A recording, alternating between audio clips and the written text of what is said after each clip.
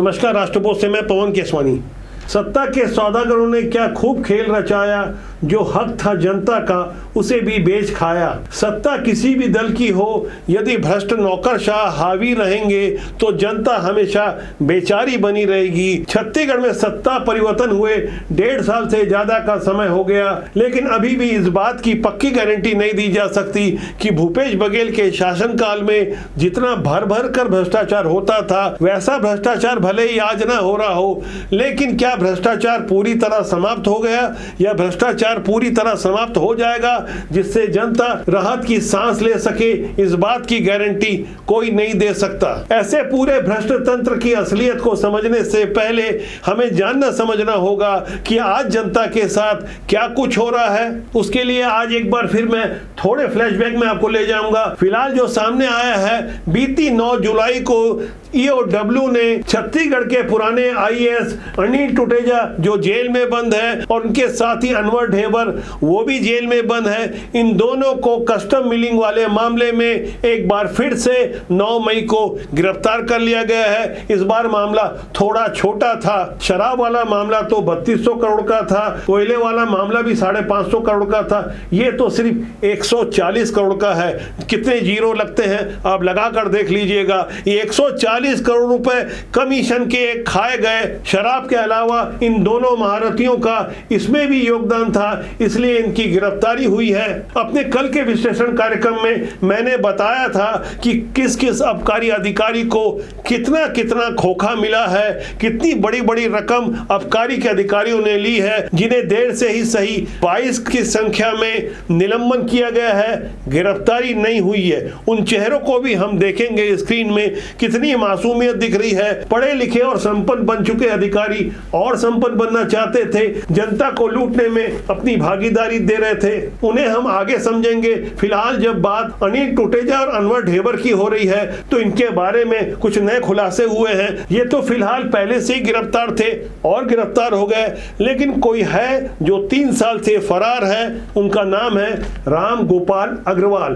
कांग्रेस के कोषाध्यक्ष रहे, अरबपति ये व्यापारी कांग्रेस का कोष संभाला करते थे। जब भ्रष्ट अधिकारी भ्रष्ट कारोबारियों के साथ मिलकर अवैध उगाही करेंगे तो सत्ताधारी दल को आखिर मलाई खाने का क्यों नहीं हक होगा, और ऐसे मलाई बटोरने की पूरी जिम्मेदारी थी राम गोपाल अग्रवाल की, जो आज की तारीख तक फरार हैं। ये भी टुटेजा और अनवर ढेबर के साथ कस्टम बिलिंग वाले मामले में बराबर के आरोपी ईओडब्ल्यू द्वारा बनाए गए हैं। जांच एजेंसियों का दावा है कि अकेले अनिल टुटेजा ने ही धान घोटाले में 30 करोड़ से अधिक की कमाई की है। जांच एजेंसियों के संपर्क में आए हमारे विश्वस्त सूत्रों ने बताया कि इस पूरे घोटाले को पूर्ववर्ती कांग्रेस सरकार के कार्यकाल में सबसे ताकतवर माने जाने वाले नौकरशाह अनिल टुटेजा ने अपने खास अफसरों, नेताओं और कारोबारियों के साथ मिलकर चावल मिलरों से करोड़ों रुपए की अवैध वसूली की, जिसके लिए बाकायदा सुनियोजित साजिश रची गई। इस साजिश को अंजाम तक पहुंचाने के लिए रोशन चंद्राकर का नाम सामने आया है, जिसने अलग अलग जिलों से वसूली की राशि सिद्धार्थ सिंघानिया के माध्यम से अनवर ढेबर और उसके बाद अनवर से अनिल टुटेजा तक पहुंचाने का काम किया। इसके बाद कमीशन की रकम का जमकर बंदरबाट हुआ। रोशन चंद्राकर राइस मिलर एसोसिएशन का कोषाध्यक्ष था, जो कि कांग्रेस के कोषाध्यक्ष राम गोपाल के संपर्क में था। राम गोपाल अग्रवाल फिलहाल फरार हैं। इनके बारे में बताया गया कि ये भाजपा के पुराने कोषाध्यक्ष गौरी शंकर अग्रवाल के समधी हैं, लेकिन आज की तारीख में कोई नहीं बता सकता कि इन्हें जमीन निकल गई या आसमान खा गया, कौन से अज्ञातवास में है। कुछ सूत्र बता रहे थे कि इनकी तबीयत ठीक नहीं है, कोई बता रहा था कि वो विदेश में है। तमाम तरह की बातें सामने आ रही थी। आज रोशन चंद्राकर जेल में है, जबकि मार्कफेड के पुराने एमडी मनोज सोनी जेल से बाहर हैं। इस मामले में 6 और रसूखोरों का नाम सामने आया था, जिसमें राइस मिलर एसोसिएशन के अध्यक्ष कैलाश रुंगटा, सिद्धार्थ सिंघानिया के अलावा मार्कफेड के कुछ जिम्मेदार अधिकारियों का नाम सामने आया था। 140 करोड़ का ये कमीशन बंदरबाट हुआ था, जिसे तुलनात्मक रूप में इसलिए कम बताया जा रहा है क्योंकि शराब घोटाले का मामला तो 3200 करोड़ का था।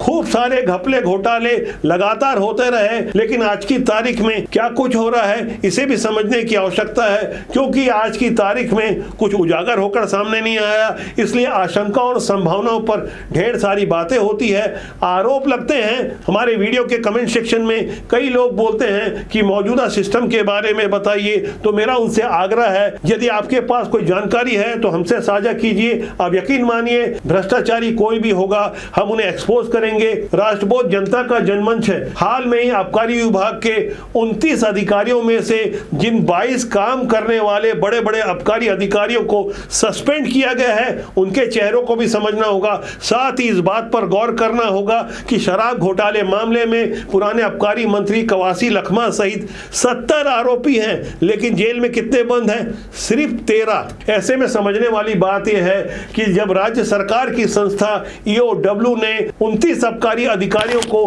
दोषी माना है और राज्य सरकार ने भी 22 कार्यरत अधिकारियों को सस्पेंड कर दिया है, तो उनकी गिरफ्तारी क्यों नहीं हो रही है? इन चेहरों को आप गौर से देखिए जो सस्पेंड हो गए हैं। आबकारी विभाग के अधिकारी थे, इन्होंने लाखों करोड़ों का कमीशन जनता के हक का लूटा है। लाइन से इन भद्र पुरुषों को आप देखिए, जनार्दन कौरव, ये दाढ़ी वाले इकबाल खान, अनिमेश नेताम, विनय सेन, अरविंद पाटले, प्रमोद कुमार नेताम, राम कुमार मिश्रा, विकास गोस्वामी, नितिन खंडूजा, नवीन प्रताप सिंह, मंजू श्री कसेर, सौरभ बख्शी, दिनकर वासनिक, मोहित जायसवाल, राजेश जायसवाल, तमाम वो चेहरे हैं जो अब बेनकाब हो चुके हैं। कमीशन खोरी जमकर हुई। 1920 करोड़ के कमीशन की जो बात सामने आ रही है, इस बारे में EOW ने अपने चार्जशीट और अपने सूत्रों के अनुसार जो जानकारी दी, जिसे कोर्ट के सामने बड़ी जिम्मेदारी के साथ प्रस्तुत किया, वहां बताया गया कि किस किस अधिकारी ने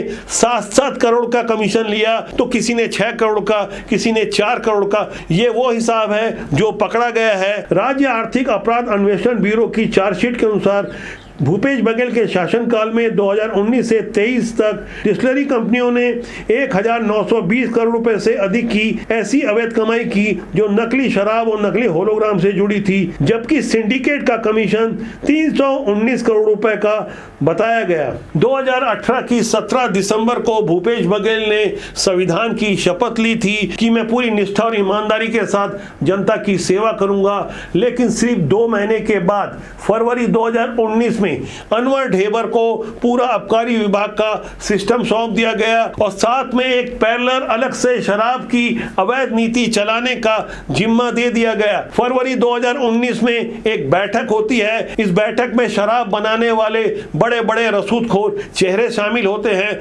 आरोप पत्र में EOW ने साफ तौर पर जैसा कि बताया कि उस बैठक में नवीन केडिया जो कि छत्तीसगढ़ डिस्टिलरी के मालिक बताए गए, इनसे 48% शराब सप्लाई करवाई गई। इसके अलावा भूपेंद्र पाल सिंह भाटिया और प्रिंस भाटिया जो कि भाटिया वाइन मर्चेंट के मालिक या डायरेक्टर बताए गए, इनसे 28% शराब सप्लाई करवाई गई, जबकि राजेंद्र जायसवाल उर्फ चुन्नू जायसवाल और हीरालाल जायसवाल भी इस बैठक में थे। ये वेलकम डिस्टिलरी के प्रतिनिधि थे, इनसे 24% शराब सप्लाई करवाई गई। एकदम विस्तार से जानकारी दी गई है। आप अपने स्क्रीन में भी देख सकते हैं कि किस साल कितना कितना कमीशन बटा कितना कितना कमीशन खाया गया। डिस्टिलरी संचालकों यानी शराब निर्माता कंपनी ने सिंडिकेट यानी आपराधिक गिरोह बने इस घोटालेबाजों को कितना कितना कमीशन किस किस साल दिया गया। आप गौर से इस फिगर को देखिए। EOW ने बड़ी जिम्मेदारी के साथ अदालत के सामने ये चार्जशीट प्रस्तुत की है। जब कुल मिला के 2019 से ये शराब घोटाला ठीक ठाक शुरू हो गया, तब केंद्रीय एजेंसियों की एंट्री होती है। जिस वक्त कोरोना ने दस्तक दी थी, फरवरी 2020 में पहली बार छापेमारी हुई। सौम्या चौरसिया और अन्य तमाम अधिकारी, सौम्या चौरसिया यानी उस समय भूपेश बघेल की जो नाक कान आंख बनी हुई थी, बेहद खासम खास ये उप सचिव जो बड़े बड़े प्रशासनिक अधिकारियों को डिक्टेट करती थी, उस छापेमारी में सिर्फ एकमात्र राजनेता के यहाँ छापेमारी हुई थी,